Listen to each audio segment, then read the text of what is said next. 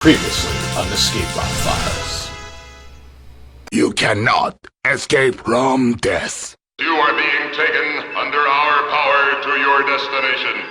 Come on. This is supposed to be a sequel to one SNK fighting game that I guess people really like, and people kind of value it as SNK's version of Street Fighter 3 Third Strike. It's not my favorite SNK fighting game, so I don't really have any excitement or interest in City of the Wolves. And I know that SNK is going to fuck it up somehow. You can mark my words on it. Prison on the ScapeROMFiles. Alright.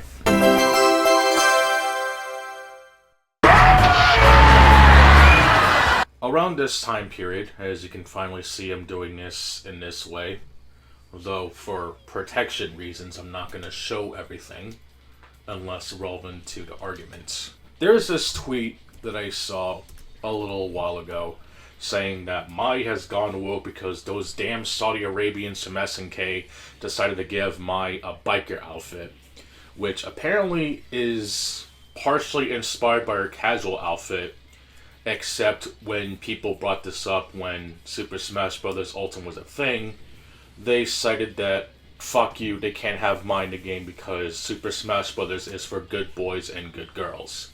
I'm sorry, Sakurai, but that is some autistic tier argument for why I couldn't include a character who's just as important as Terry Bogard, but it is what it is. And even pointing out to those various outfits, they still aren't apparently good enough because they show too much skin. Meanwhile, Palutena's trailer for Smash Bros. Literally has her doing certain animations that would basically make people's penises grow 5 inches that day. But it is what it is. So then after thinking about it for a while, I was like, you know what, this outfit isn't that bad. Seeing that the Fatal Fury lore, or King of Fighters, whatever you feel like calling it, depending if you mention Terry or not. I know some people aren't really fond of the outfit, but I'm going to try to be exceptional this time. But then I said, if this outfit is in the game on its own, fine, whatever. As long as they don't lock her classic costume as part of DLC, because they did showcase that in the trailer, which I didn't watch because I didn't care. Now, apparently SNK has done a thing where Mai has a super move or something, and if you hit it or something, I don't know what the properties are, you can basically have her transform into her real outfit, and this has some people mildly annoyed. And this is especially the case since another account that I follow sometimes, at Yogenshka, I probably butchered that, and occasionally keep an eye on DOA Momoji. Sometimes their takes on both sides aren't exactly the greatest, but Yogensha does make a good point about how you don't have to use Chun-Li's super or Cammy's just to get access to their attire. And instead you have to grind World Tour for a bunch of hours or just pay up to skip the grind. Which, by the way, I have not touched World Tour and I probably won't anytime soon. Not to mention that GT Online, despite the quite frankly horrible series version, will literally have more use than a shitty fighting game that's defended by white knights and idiots. But it is what it is. Capcom kind of did something similar with Urien in Street Fighter V. Which, when he was revealed, he had a alternate form for some of his costumes, mainly his main look, his battle outfit, whatever, his story outfit, and of course the Gil costume. This was way before Gil was actually in the game, but, you know, I guess Capcom wanted to be cute and funny by having a Gil costume for Urien, like it's a shitty crossover costume like what Street Fighter Cross Tekken tried to do. But then unfortunately I attracted the Hornet's Nest because I mentioned that the lore of Fatal Fury is convoluted from this dude who goes by the Will of D, or at the underscore will underscore of underscore D99. He says he's a writer. And he blocked me. It's actually going to be a little harder to navigate because he fucking blocked me. Piece of shit. Anyway.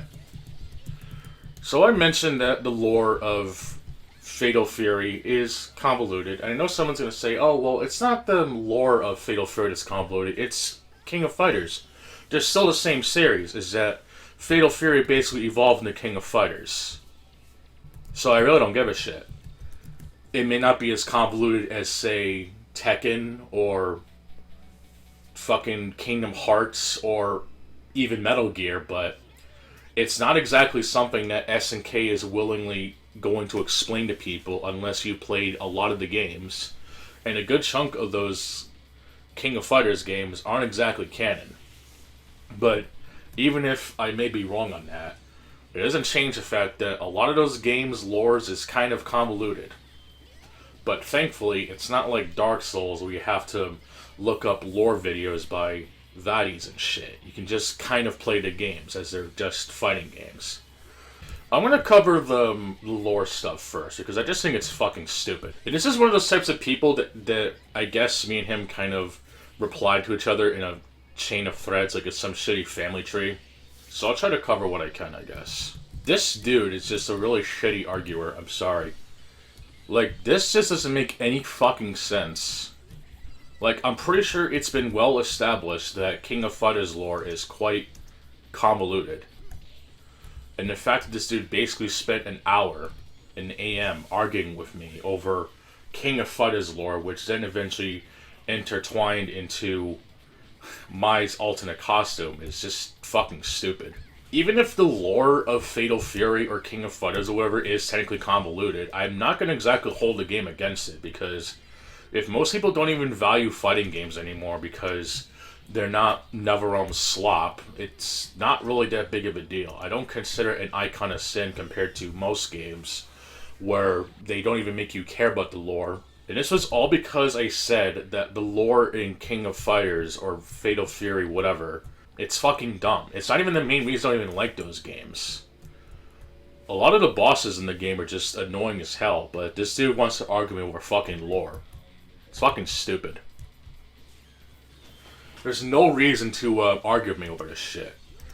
I just said that the outfit is fine as long as they don't lock the cost in the DLC, and I guess it technically makes sense as they're advancing the story. I mean, even Street Fighter 6 kind of did that with Hot Ryu or whatever.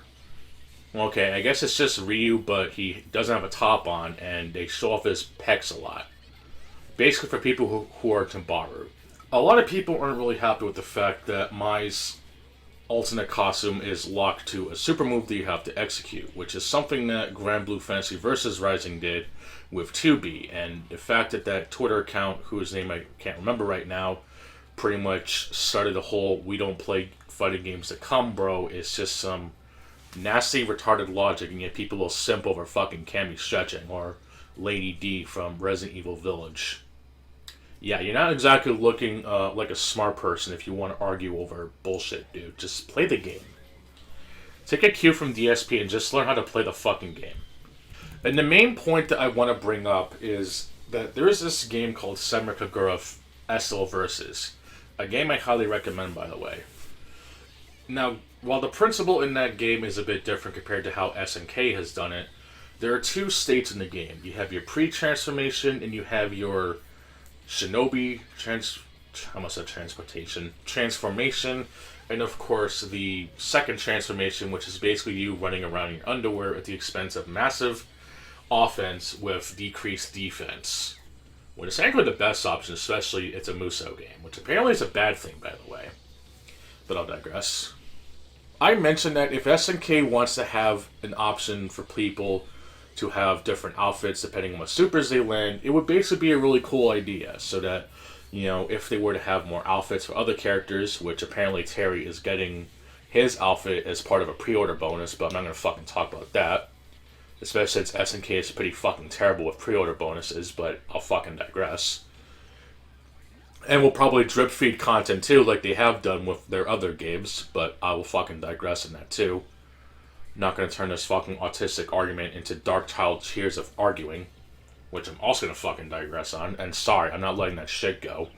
But basically this dude is trying to argue with, sorry, I had to use past tense because, you know, writer logic, argued with me because I mentioned that Urien had a button combination or a cheat code, or as the Call of Duty kids call it, an Easter egg, where if you input a certain button combination, which, to those who don't know, it's this button combination, and upon further inspection, is actually a very similar button combination you would find in other Street Fighter 3 games.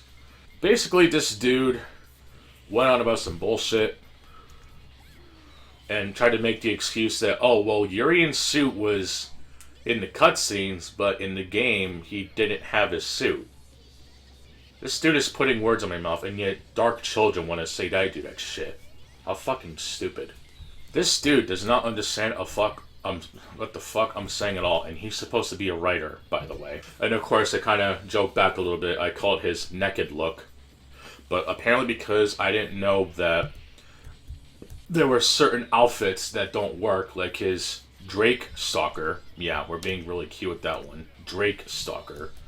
It's somehow a point that I'm not allowed to make. I know some people like Mr. Machiavelli isn't going to be very fond of my new outfit because they're basically trying to cover her up, which the main issue with this is that while SNK is trying something interesting, it's just a really dumb idea. It's just like what the other account said. Why would you have to use Chun-Li Super just to be able to use her classic costume? Like, it could have been just as easy as being able to put in a button combination, which I'm sure there is absolutely no shortage of other SNK games that have their own little button inputs or even button codes to access certain characters. Hell, there was a code to use Kula in King of Fighters 2000. SNK could have done something like that, but maybe alter it to work with Mai or some shit. But no, I'm the bad person because I can't figure out how shit works, I guess, and that apparently Urian having a button input is bad because you have to Google a cheat code to find it, and guess what? That's why it's called a secret. It's not supposed to be obvious. And then, of course, I mentioned that the modders are going to have the option to put her alternate costume in the game, which, of course, is one of those grandstanders who will go on about how no shit people are going to put as a mod because, you know, you could replace Mai with Goku and shit. Very specific, by the way, but I'll digress. The whole point of this is that it's just a dumb idea. I mean, is it interesting? Yes, but why is it locked to an outfit? And if it is going to be locked to an outfit, why not just have the option of starting with the outfit instead of needing to do a dumb super? It's just like with 2B all over again, except we're not using the I don't play fighting games to come, bro. It's now, it is what it is, and if you don't like it, you're a fucking idiot. Yeah, this dude actually called me an idiot. And of course, as one of those people, so it is what it is. Not to sound stupid, but this is why I refuse to take anyone seriously on the XCOM. Like, there was another dude who pretty much got on my case for something completely stupid. And the fact that this is what the average conversation in the XCOM is like, is just asinine. This is the type of person that would argue with me over the stupidest shit. And I haven't even gotten to the whole, Dead Rising remake yet, or whatever the fuck they want to call it. I'm going to save that for another night, though, because I could go on about that forever. Shout out to Titan for using a low-tier god meme when Mr. Sparrow himself literally disavows Twisted Metal's existence, Def Jam's existence, and the PS2 as a whole. But sure, I'm the corny one because I don't like Doom Dark Ages. Mind you, this type of opinion and overall negativity is why I voluntarily left your Discord to begin with. At least it's not the KOIS meme, but still. Kind of ironic response there. Don't take it personal, I'm just pointing out facts. Sometimes Heavy Metal Gamer responds to my shit. Big ups, Heavy Metal Gamer, or AR Productions as it was previously known. Jed the Artist. I haven't watched this dude's stuff, but he seems relatively chill. First time he's actually commenting on one of my stuff. Seems like a pretty decent dude. Now that SNK is just doing shitty ideas after shitty ideas, I just now have gone from whatever to I just don't fucking care. And this type of attitude is not going to change my mind anytime soon. Congratulations, fandom. You fucking left me to rot again. Well, I can play literally any other King of Fighters game and be just as satisfied. Enjoy your rollback or get the fuck out mentality. You piece of shit.